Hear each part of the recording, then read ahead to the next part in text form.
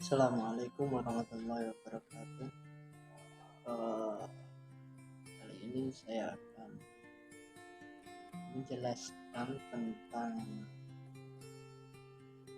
materi pernikahan pada kelas 12 Madrasah Aliyah. Mata kuliah materi pembelajaran fikih dasar. Terus tentang aku Mu'alamatul Musawamah MSI. Sini saya akan sedikit mengimajinirkan diri sebagai seorang penjelasan. Assalamualaikum warahmatullahi wabarakatuh. Apa kabar teman-teman semua? Semoga dalam keadaan baik. Marilah kita mengawali kegiatan pembelajaran pada hari ini dengan bacaan surat Al-Fatihah. Semoga pembelajaran berjalan dengan lancar dan penuh hikmah. Al-Fatihah.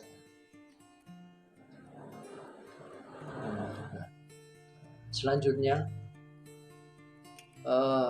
Bapak akan mengabsen satu persatu, tapi kelihatannya semuanya pada hadir. Cukup saya beri titik ya.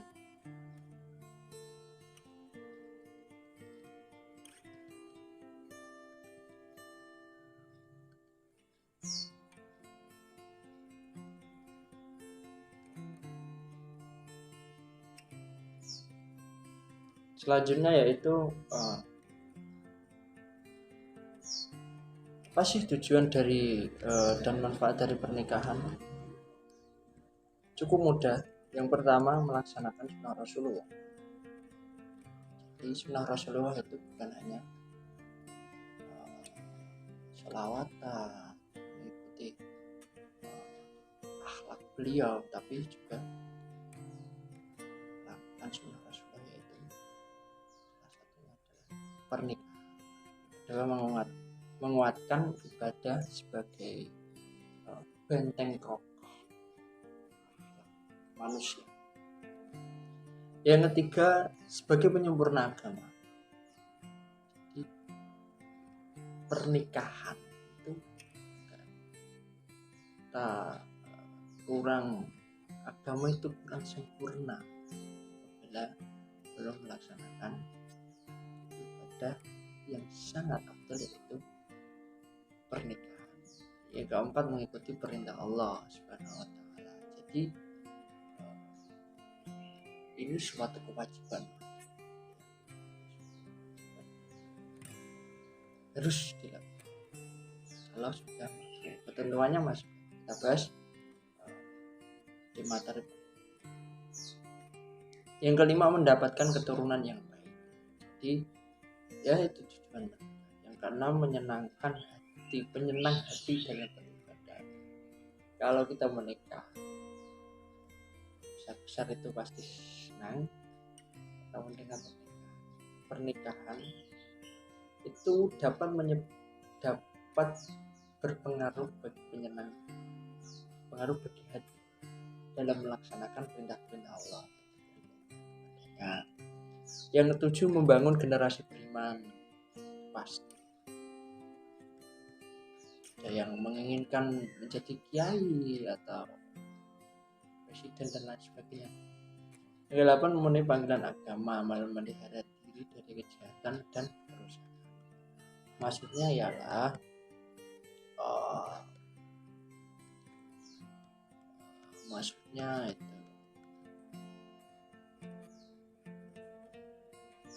itu tidak menuju ke ranah perzinahan.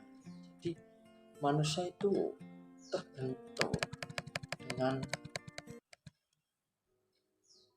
kemuliaan yang luar biasa. Allah sudah menjanjikan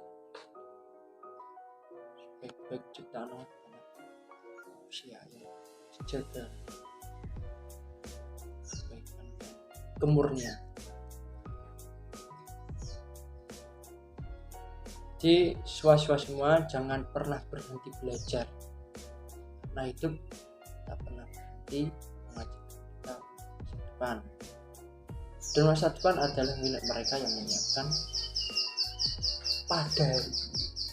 Kita belajar, ini kita lanjutkan.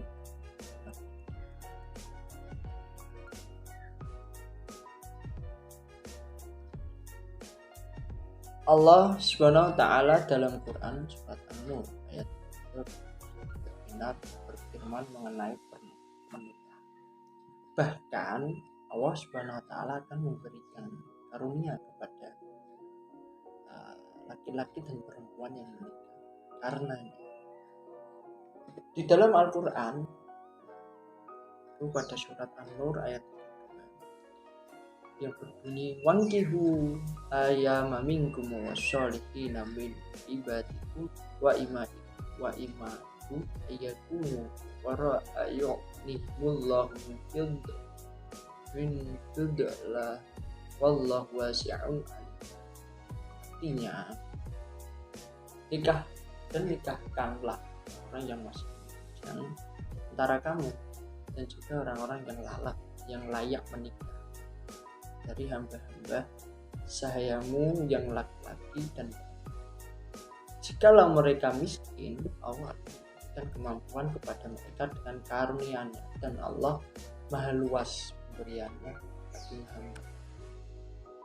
Jadi anjuran menikah itu merupakan sunnah Rasulullah yang berlaku umum bagi seluruh manusia di muka bumi dan merupakan suatu ibadah berumah yang paling afdal ketimbang ibadah-ibadah yang lain.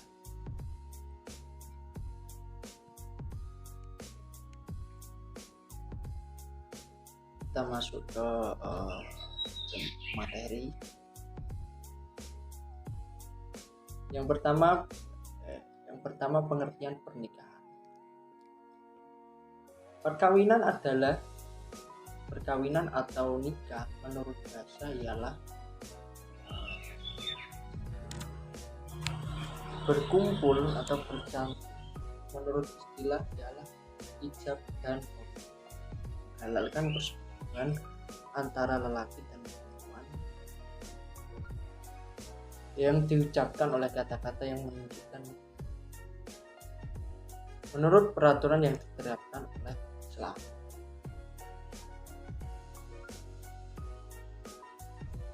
Adapun nikah menurut syariat itu berarti apa? Sedangkan di dalam materi yang saja Islam adalah yang sumul atau bisa dikatakan bersifat universal, menyeluruh. Agama yang mencakup semua sisi kehidupan. Ada suatu masalah pun dalam kehidupan ini yang tidak dijelaskan, tidak ada satupun masalah yang tidak disebut Islam. Walau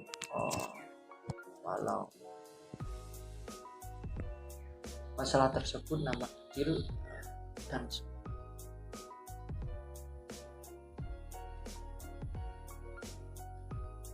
yang kedua hukum dan dalil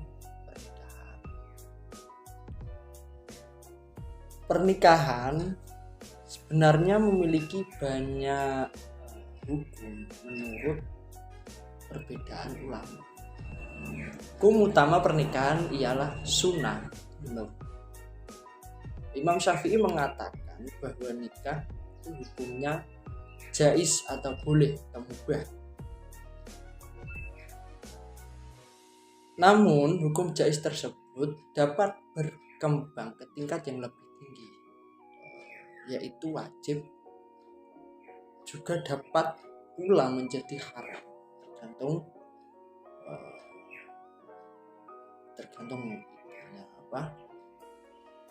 ketentuan atau kemampuan seseorang dalam melakukan. Dalam sistem hukum Syafi'iyah tidak menekankan hanya kepada kaidah hukum asalnya saja, tetapi juga pada segi agama, sosial, moral, sesuai dengan jiwa syariat Islam. Hadis dari Abdullah ibni Mas'ud berkata, Rasulullah Shallallahu Alaihi Wasallam telah bersabda, yang artinya, wahai sekalian pemuda, barang siapa di antara kamu mampu, maka hendaklah menikah, dan barang siapa tidak mampu, maka hendaklah berpuasa. Sungguhnya puasa itu menjadi perisai. Jadi kalau belum mampu menikah, ini menurut Rasulullah, kita dianjurkan untuk berpuasa, karena puasa merupakan sedikit penghalau atau benteng bagi diri, bukan perbuatan-perbuatan yang jauh dari aturan agama. Selanjutnya syariat dan rukun. Rukun nikah yaitu apa yang merupakan hakikat yang tanpa rukun tidak sah.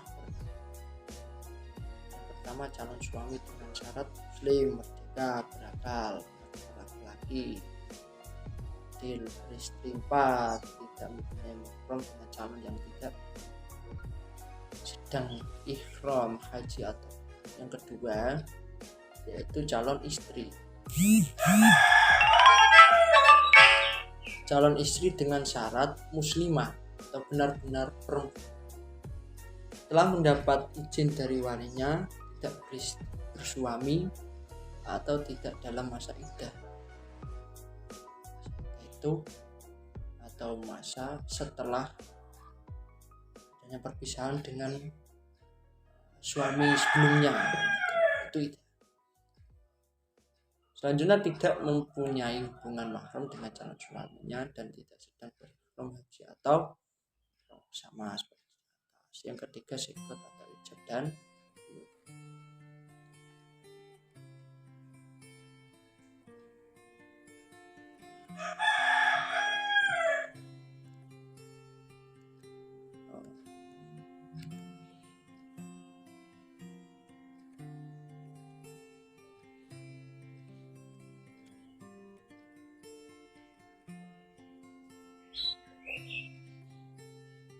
selanjutnya, hikmah pernikahan.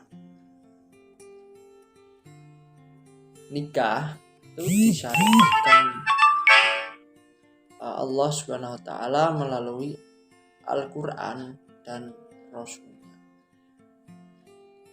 Seperti dalam uraian di atas, mengandung hikmah yang sangat besar untuk manusia. Di antaranya seperti berikut.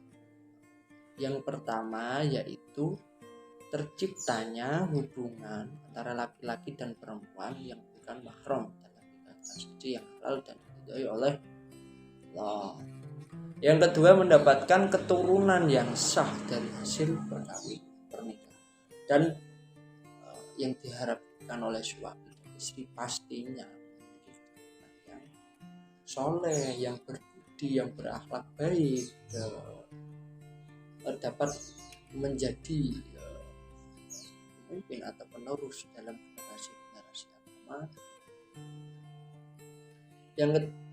Yang ketiga, terpeliharanya kehormatan suami istri dari perbuatan zina itu. Jadi pernikahan itu sangat dianjurkan. Sebab apa? Karena sekarang juga banyak perbuatan-perbuatan yang tidak semena-mena, maksudnya perbuatan yang sangat dibenci oleh Allah, tapi banyak yang melakukannya. Contohnya zina, itu benar banyak, tapi kita banyak dari hukum pernikahan jadi zina, itu yang bersangkutan. Kemudian terjalinya kerjasama antara suami dan istri dalam mendidik anak dan menjaga kehidupannya. Biasanya ini pertama tetap kewajiban laki-laki bukan hanya perempuan, karena tanggung jawab seorang pria itu sangat besar sebuah jalinan rumah tangga. Kalau istri hanya diwajibkan cuma masak atau mengurus rumah tangga, mengepal, menyapu dan lain sebagainya, tugas menafkah itu terletak pada suami. Yang terakhir ialah terjalinnya silaturahim antara keluarga besar, pihak suami dan pihak istri. Jadi seandainya saya menikah ya mas, saya menikah mempunyai besan, tapi kurang adanya komunikasi silaturahim terhadap mereka, itu salah saya. Seharusnya saya sebagai mantu, atau dalam bahasa Jawa itu mantu saya ke sana bersilaturahim kepada keluarga atau saudara-saudara yang ada di sana gitu mas. Jadi kesimpulannya, pernikahan atau nikah menurut saya ialah berkumpul dan bercampur. Istilah syariat ialah ijab dan qabul atau akad, yang menghalalkan persetubuhan antara laki-laki dan perempuan yang diucapkan oleh kata-kata yang menunjukkan nikah dan menurut peraturan yang ditentukan oleh Islam. Itu sedikit pembahasan tentang materi pembelajaran tentang pernikahan. Setelah ini kalau belum paham tentang materi ini, silakan lebih sering-sering membuka buku tentang materi-materi tentang pernikahan, di perpus atau di buku yang ada di warnet juga nanti. Selanjutnya silahkan mengerjakan soal uraian yang ada di buku berikut, buku fikih ada di kelas kalian.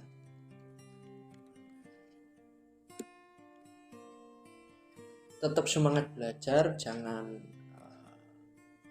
menyerah. Semoga apa yang Bapak berikan pada kesempatan kali ini menjadi bermanfaat kepada kita semua ya. Wabillahi taufiq wal hidayah wa ridha wal inayah. Wassalamualaikum.